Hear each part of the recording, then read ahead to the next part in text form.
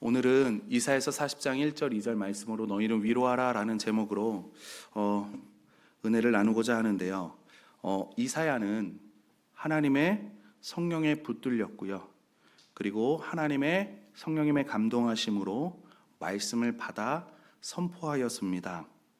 하나님께서는 장차 이스라엘에게 닥칠 그 고난을 이야기해 주셨고, 바벨론이라는 나라에 이스라엘이 정복된 후에 이스라엘은 포로로 잡혀갈 것이라는 것을 보여주셨습니다. 여기서 끝이 아니라 이스라엘 백성이 바벨론 포로 생활에서 구원받고 그리고 해방되어져서 자신들의 나라, 그러니까 이스라엘, 그 팔레스타인 지역으로 다시 돌아올 것이고 예루살렘 성으로 다시 돌아오게 될 것이다 라는 약속의 말씀을 하나님께서는 주셨습니다. 저와 여러분이 성경을 통해서 우리는 이 하나님의 말씀이 성취되었다는 것을 알고 있습니다. 근데 우리가 여기서 명심해야 할 게 하나가 있는데요. 하나님께서 이사야에게 말씀하셨다는 사실입니다. 이사야에게 말씀하시는 분은 하나님이십니다. 위로하라 라고 말씀하시는 분도 하나님이십니다. 이사야에게 전하라고 말씀하시는 분도 전능하신 하나님이라는 사실입니다. 왜 이것이 중요하냐면 우리 그리스도인들의 삶, 그리고 우리가 이 땅에서 살아가는 거, 우리가 받은 구원, 이 모든 것이 전적으로 하나님께로부터 나왔기 때문입니다. 사람들은 성경을 볼 때 이건 좋은 말씀이야, 정말 훌륭한 말씀이야 라고 생각하고 읽을 때가 많습니다. 근데 성경은 성령의 감동으로 쓰여진 하나님의 말씀입니다. 계시의 말씀입니다. 우리에게 이 믿음이 없으면 성경을 보아도 그 말씀이 살아있고 운동력 있는 말씀으로 우리 삶 가운데 나타날 수가 없습니다.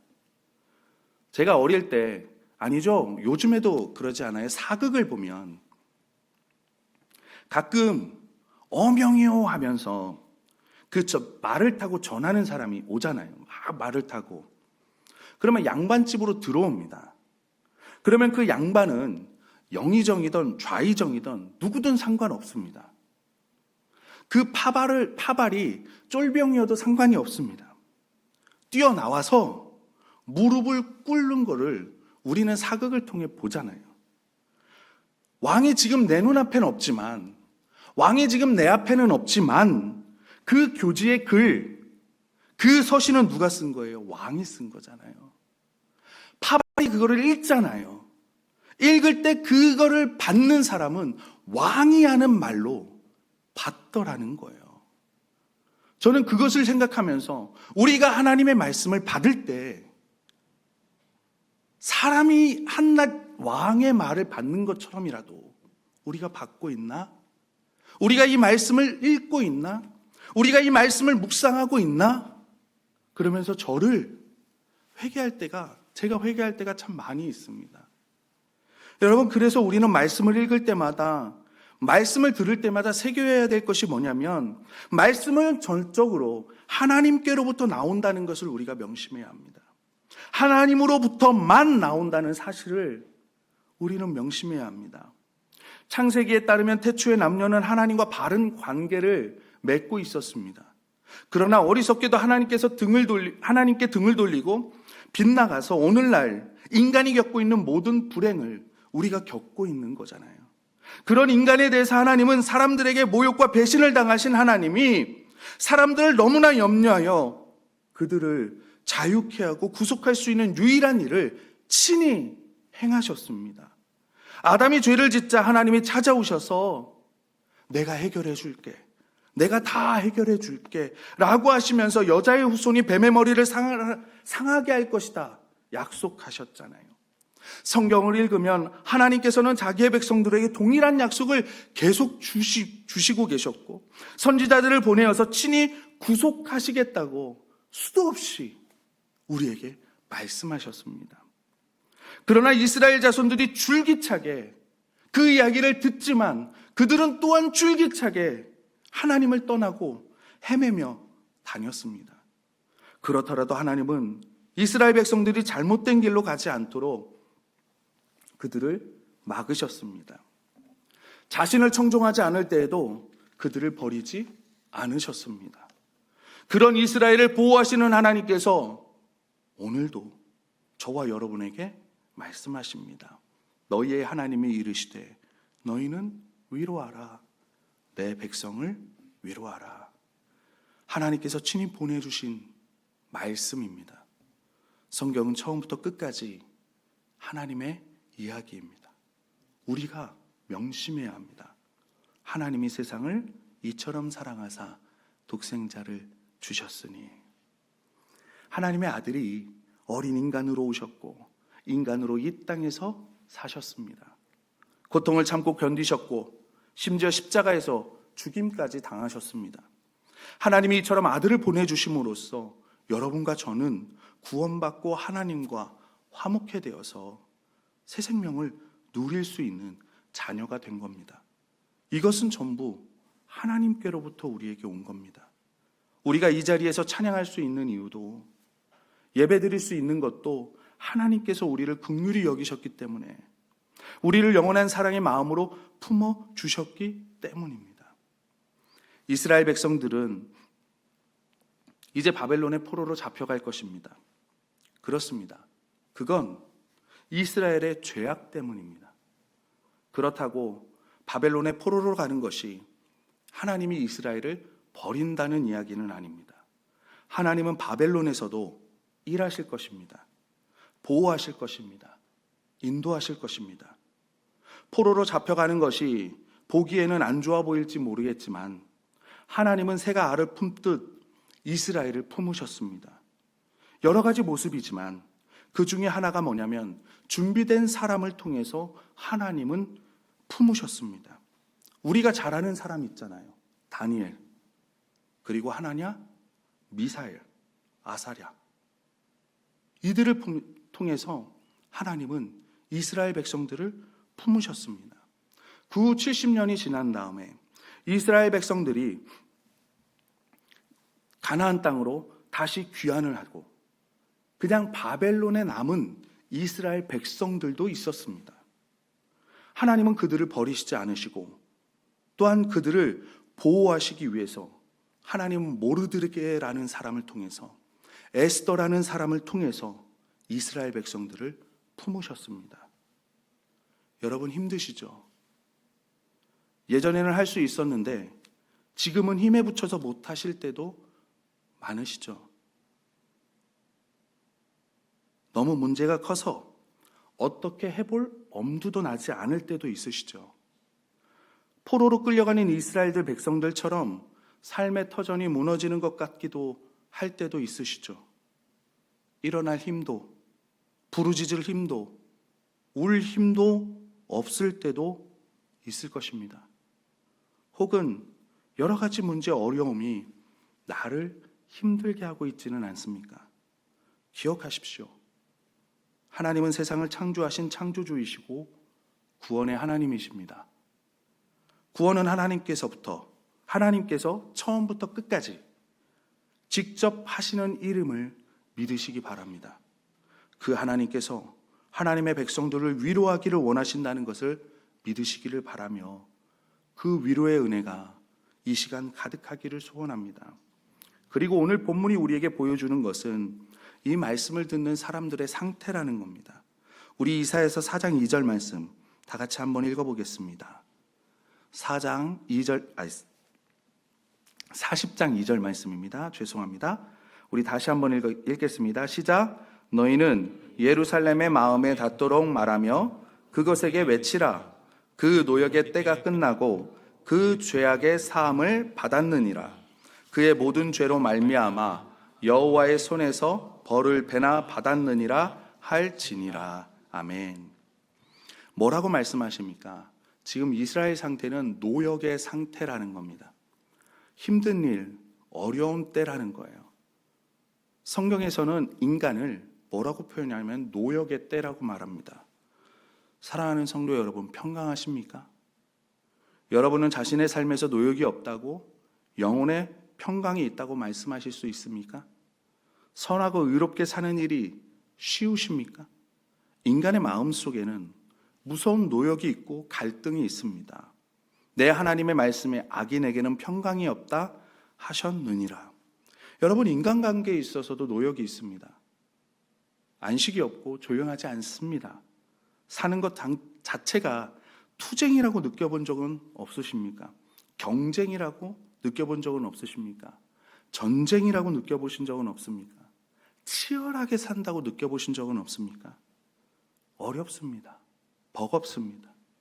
상황이 우리를 무너뜨리려고 합니다. 상황이 나아지기를 소망하지만 나아질 때보다 나아지지 않을 때가 더 많은 것 같습니다. 우리에게는 아무 문제가 없을 것이라고 스스로 위안을 하지만 정말 아무 문제가 없습니까? 이 문제만 해결되면 행복할 것이다. 이 문제만 해결되면 다 될 것이다 생각하는데 그 문제가 해결되면요, 더 큰 문제가 나에게 다가오지 않습니까? 삶은 안팎을 가리지 않고 싸움과 투쟁으로, 전쟁 같은 것으로 얼룩져 있습니다. 그래서인지 사람들은 이런 싸움과 이런 어려움에서 벗어나기 위해서 쾌락의 힘으로 살고요, 쾌락에 줄이고 목말라 하는 것 같습니다. 중독에 빠지기도 하고요. 어떤 뉴스에서는 갓난아이만 집에 두고, 젖먹이 아이만 집에다 두고 며칠 밤낮을 부모라는 사람들이 밖에 나가 있습니다. 우리가 이해할 수 없는 일들이 주변에 얼마나 많이 있는지 모릅니다. 그래요. 그들은 기댈 곳이 없기 때문에 밖에서 쾌락을 찾는 겁니다. 그리고 바로 이것이 성경에서는 노역이라고 표현을 합니다. 왜 이렇게 됐습니까? 오늘 본문은 그것이 죄악과 죄 때문이라고 말하고 있습니다. 그 노역의 때가 끝나고 그 죄악의 사함을 받았느니라. 그의 모든 죄로 말미암아 여호와의 손에서 벌을 배나 받았느니라. 죄악은 왜곡이고 잘못입니다. 세상이 노역에 빠진 이유가 바로 이 죄악 때문이라는 겁니다. 세상이 처음 창조되었을 때는 이러지 않았습니다. 죄악이 세상 속으로 들어오면서 이런 일들이 벌어지기 시작을 하는 겁니다. 또 다른 단어는 죄랍니다. 죄. 우리 담임 목사님께서 설교 가운데 몇 번을 말씀하셨습니다. 죄는 뭡니까? 관역을 빗나가는 겁니다. 관역을 벗어나는 겁니다.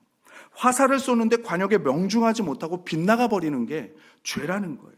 다르게 표현해 보자면 죄란 마땅히 해야 할 일을 하지 않고 마땅히 있어야 할 자리에 없는 게 죄라는 겁니다. 성경은 이런 죄악과 죄로 인해 세상에 노역이 생긴 원인이라고 말합니다. 태초의 남녀가 악한 유혹자의 말에 귀를 기울였고요, 그 결과 모든 것이 하나님의 질서에서 틀어지기 시작을 합니다. 이전처럼 마땅히 해야 할 행동을 하지 않고 하나님을 등져버렸습니다. 이때부터 모든 것이 잘못된 길로 접어들기 시작하는 겁니다. 오늘날 인간은 바른 위치에 서 있지 않습니다. 바른 방향을 보고 있지도 않습니다. 원래 해야 할 일을 하지 않고 있습니다. 인간은 균형을 잃었고요, 왜곡되었고요, 잘못된 길로 가고 있습니다.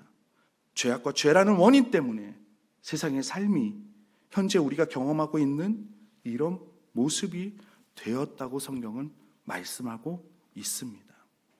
그래서 세상은 영원히 노역에 시달리는 삶을 살 수밖에 없는 겁니다.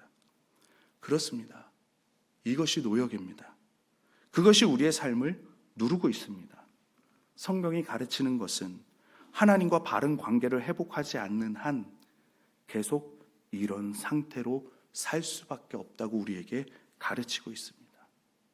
우리는 사회의 질서와 평화는 다른 어떤 것에서 찾으려고 합니다. 사람이나 권력이나 아니면 어떤 것을 통해서. 그런 방법으로 절대로 평강을 이룰 수 없습니다. 세상의 방법으로 해결할 수 없습니다. 죄악과 죄 때문이기 때문에 그렇습니다. 하나님을 잊어버렸기 때문에 그렇습니다. 그리고 자기 자신과 자신의 힘을 믿기 때문에 그렇습니다. 이렇게 노역 가운데 있는 이들에게 하나님은 말씀하시는 겁니다. 너희는 위로하라. 내 백성을 위로하라. 자신들의 죄악과 죄와 어리석음과 반역 때문에 노역 상태에 빠져 있는 자들에게, 이런 비참한 자들에게 위로하라는 말씀을 주시는 겁니다. 이런 자들을 찾아가서 위로하라는 겁니다. 그렇습니다. 하나님께서 왜 이 지역에 주님의 교회인 영도교회를 세우셨겠습니까? 왜 하나님은 저와 여러분을 믿음의 자녀로 세우셨겠습니까? 저 죄악과 죄로 인해 노역하고 있는 이 지역과 사람들을 위로하라는 겁니다. 예수님께서 말씀하신 선함한 사마리아인 비유를 한번 생각해 보시기 바랍니다. 예루살렘을 떠나 여리고로 내려가던 한 사람이 강도를 만나 쓰러져 있는 사람을 발견하였습니다. 다른 사람들은 그냥 지나쳐 버렸지만 주님이 칭찬한 그 한 사람은 어떻게 하였습니까? 그의 상처를 싸매주고 여관으로 데려갔습니다. 그리고 그 값을 대신 치러 주었습니다. 쓰러져 있는 바로 그곳에 찾아가 쓰러져 있는 그 상태를 해결해 주었습니다. 여러분, 우리가 무슨 힘으로 이렇게 하실 겁니까? 바로 복음으로 하는 겁니다. 복음이 하는 일이 바로 이것입니다. 우리가 아무리 슬프고 힘들어도 그리스도의 복음은 그런 우리에게 찾아와 위로합니다. 그리고 우리에게 말씀하십니다. 위로하여라. 힘든 시기를 살아가는 저와 여러분, 우리 교회, 영도교회 모든 성도들에게 이보다 더 좋은 위로의 복음이 어디 있겠습니까? 주님이 친히 여러분에게 찾아오셔서 위로하겠다 말씀하십니다. 하나님께서는 우리에게 어떤 복음을 주시는지, 그리고 또 본문을 통해서 이것을 살펴보고자 합니다. 첫 번째는 사함의 복음입니다. 이사야 40장 2절 전반절을 우리 읽어보면, 너희는 예루살렘의 마음에 닿도록 말하며 그것에게 외치라. 그 노역의 때가 끝났고 그 죄악의 사함을 받았느니라. 아멘. 우리는 우리 행위의 결과로 노역에 빠진 상태가 되었습니다. 우리의 죄와 죄악으로 인해서 그에 합당한 열매를 우리는 거두는 거예요.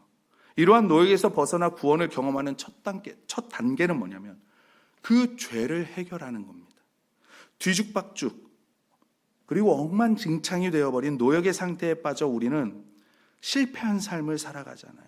스스로 도우려고 해도 도울 수가 없고요. 남의 도움도 받을 수 없는 상태가 우리의 상태라는 겁니다. 온 세상이 하나님의 심판 아래 놓여 있는 상태예요. 그럼 어떻게 이 상태에서 벗어날 수 있습니까? 유일한 방법으로 하나님과의 관계를 바로잡는 겁니다. 등을 돌렸던 그 자세를 다시 하나님을 바라보는 겁니다. 왜냐하면 이 모든 결과가 생긴 거 하나님과의 관계에서 잘못되었기 때문입니다. 그런데 우리 스스로는 이 관계를 바로잡을 수가 없는 거예요. 그것을 아시는 하나님께서 복음으로 우리를 찾아와서 하나님이 이미 바로잡아 주셨다고 말씀합니다. 너희는 예루살렘의 마음에 닿도록 말하며 그것에 외치라. 그 노역의 때가 끝났고 그 죄악의 사함을 받았느니라. 우리가 거스른 바로 그 하나님이 우리를 사해 주시겠다고, 그것도 값없이 사해 주시겠다고 하십니다. 그리고 하나님은 이어서 말씀하십니다. 이미 만족할 만큼 벌을 내렸기에 용서한다고 말씀하십니다. 그의 모든 죄로 말미암아 여호와의 손에서 벌을 배나 받았느니라 할지니라 하시니라. 하나님의 공의가 만족되었다고 말씀하십니다. 여러분, 이것이 복음입니다. 하나님은 그냥 그래 용서해 줄게 그렇게 말씀하시는 게 아니라요, 공평하시고 거룩하시고 의로우신 하나님은 단순하게 용서해 줄게 라고 끝날 수는 없는 겁니다. 그래서 2000년 전 예루살렘 밖 갈보리 언덕 위 십자가에서 하나님의 아들인 예수 그리스도를 나무에 못 박으신 겁니다. 나의 하나님 어찌하여 나를 버리셨나이까 라고 외치는 소리, 다 이루었다 말씀하시는 그 소리, 무엇을 다 이루어셨다는 겁니까? 죄악을 다 처리하셨다는 겁니다. 하나님의 유일하신 독생자 안에서 죄악을 벌하셨고 그것에 하나님은 만족하셨다는 겁니다. 하나님의 공의와 거룩과 의가 그 십자가상에서 완전히 충족되었다는 겁니다. 그리스도의 죽음만으로 충분한 겁니다.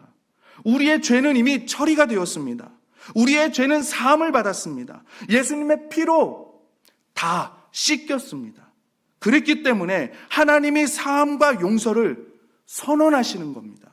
하나님과 우리를 갈라놓았던 바로 그 원인인 죄가 처리가 된 겁니다. 하나님께서 나아가는 길이 다시 열리게 되었습니다. 그 아들 예수 그리스도 안에서 우리는 하나님과 화목해 되었습니다. 이 화목. 그리고 두 번째는 끝났음의 복음입니다. 우리 다 같이 이사야서 40장 2절 말씀을 다시 한번 읽어보겠습니다. 40장 2절 말씀입니다. 시작. 너희는 예루살렘의 마음에 닿도록 말하여 그것에게 외치라. 그 노역의 때가 끝났고. 여기까지요. 이제 우리의 형편은 달라진 겁니다. 이제 노력이 끝났다는 겁니다. 로마서는 이런 우리에게 뭐라고 말씀하냐면, 그러므로 우리가 믿음으로 의롭다 하심을 받았으니 우리 주 예수 그리스도로 말미암아 하나님과 화평을 누리자라고 말씀합니다. 우리는 과거의 무서운 상태에서 벗어나서 완전히 다른 상태로 옮겨졌습니다. 보라, 새로운 피조물이라. 우리는 새롭게 변화되어졌습니다. 예수 그리스도의 십자가 사건은요, 죄사함만을 선언하는 것이 아닙니다. 여러분, 죄사함은 출발점이지 종착점이 아닙니다. 우리가 죄사함을 받는 데에만 끝나면 안 되는 겁니다. 제가 저번에도 말씀드렸다시피 우리 기독교는 죄사함에서 시작되는 종교고요. 기독교 이외의 다른 종교는요, 죄사함을 향해서 달려가는 종교입니다. 얻을 수 없는 그곳을 향해서. 하나님께서는 우리에게 복음을 주신 이유는요, 여러분을 노역에서 끌어내 새로운 상태로 옮겨주시겠다는, 새로운 피조물로 만들어주시겠다는 겁니다. 그의 모든 죄로 말미암아 여호와의 손에서 벌을 배나 받았느니라. 이것은 인간이 아무리 끔찍한 죄를 지었어도 하나님의 은혜와 사랑은 그것을 전부 덮고도 남을 만큼 더 크다는 뜻입니다. 그래서 성경은 말합니다. 죄가 더한 곳에 은혜가 더욱 넘쳤나니. 하나님은 그리스도의 죽음으로 형벌을 면해 주시고 우리를 용서해 주셨을 뿐 아니라 그의 은혜의 풍성함을 따라 무한히 더 많은 것을 우리에게 주셨습니다. 그래서 세상의 그 무엇도 그리스도의 사랑에서 우리를 끊을 수 없게 되는 겁니다. 이에 바울은 에베소에서 다음과 같이 외치고 있습니다. 하나님께서 모든 성도 가운데서 가장 작은 자보다 더 작은 나에게 이 은혜를 주셔서 그리스도의 헤아릴 수 없는 부를 이방 사람에게 전하게 하시고 만물을 창조하신 하나님 안에 영원전부터 감추어 있는 비밀의 경륜이 무엇인지를 모두에게 밝히게 하셨습니다. 노역이 끝났다는 겁니다. 새 사람이 되었다는 겁니다. 우리가 새로운 본성을 가지게 되었다는 겁니다. 새 마음, 새 시각, 우리가 새로운 소원을 가지게 되었다는 겁니다. 이것뿐만입니까? 우리에게는 힘도 생겼습니다. 능력도 생겼습니다. 전에는 유혹이 오면 넘어졌지만 이제는 능히 맞설 수 있는 힘과 능력이 우리 안에 있습니다. 왜요? 예수 그리스도 때문에. 전에는 실패했던 자리에서 이제는 우리는 당당히 일어나 승리할 수 있습니다. 그리고 감당하기 힘들 만큼 큰 축복이 우리에게 임하였습니다. 하나님께서는 자신의 머리털까지 다 세고 계심을 발견하게 됩니다. 전에는 맛보지 못했던 위로와 위안을 우리는 발견하게 됩니다. 성경이 지루한 책이 아니라 잠이 안 오면 잠자려고 읽는 책이 아니라 생생한 책이 되어 즐겨 읽게 되어 있습니다. 기도하기 시작하고 하나님을 알아가기 시작을 합니다. 상실과 슬픔, 외로움의 시간에도 내가 혼자 버려지지 않았음을 깨닫게 되고 이제는 세상의 그 누구보다 나에게 친밀하게 다가오시는 그 하나님을 깨닫게 되는 겁니다. 내 마음의 공허함을 채우기 위해서 미친 듯이 세상을 헤매었다면 이제는 혼자 있어도 더 이상 지루하거나 공허하거나 외롭지 않게 됩니다. 왜냐하면 자신과 함께하는 하나님에 대해서, 자신과 하나님의 관계에 대해서 묵상하며 나아갈 수 있는 힘이 내 안에 생겼기 때문입니다. 그런데 이런 것은 맛보기에 불과합니다. 썩지 않고 더럽지 않고 쇠하지 않는 유업을 바라보며 이 세상의 삶은 장차 임할 크고 영화로운 삶으로 들어가는 우리가 배우가 연극 무대로 들어가기 전에 잠시 머무는 작은 대기실에 지나지 않음을 우리가 깨닫기 시작을 합니다. 그리고 죽음도 두렵지 않습니다. 죽음이란 놀라운 영광에 들어가기 위해서 우리가 투쟁과 노역에서 벗어나 순수한 평강, 하나님이 주시는 안식, 그 영광 속에서 이제는 그리스도와 함께 있기 위해 건너야 할 작은 개울과 같은 고심을 깨닫게 됩니다. 이것이 예수 그리스도의 복음입니다. 하나님이 친히 여러분과 저에게 이 모든 것을 말씀해 주고 계시며 죄와 실패와 절망 속에 있는 우리에게 이야기해 주고 계십니다. 그렇습니다. 우리가 이 땅을 살면서 얼마나 많은 어려움이 있습니까? 얼마나 많은 힘든 일들이 있습니까? 사람이 위로한들 위로가 되겠습니까? 사람이 도와준들 어느 정도 도와줄 수 있겠습니까? 하나님만이 우리에게 힘이고 하나님만이 우리의 위로입니다. 일어나지 못하는 우리에게 억지로 일어나라 하시는 것이 아니라 그 아들을 보내주셔서 우리를 잡아 일으켜 주십니다. 그 아들이 우리의 죄악과 죄와 그에 따르는 모든 형벌을 담당하시고 그의 생명과 모든 풍성한 은혜를 준다고 하십니다. 그 은혜와 그 풍성한 생명을 누리시는 저와 여러분들이 되시기를 주님의 이름으로 소원합니다.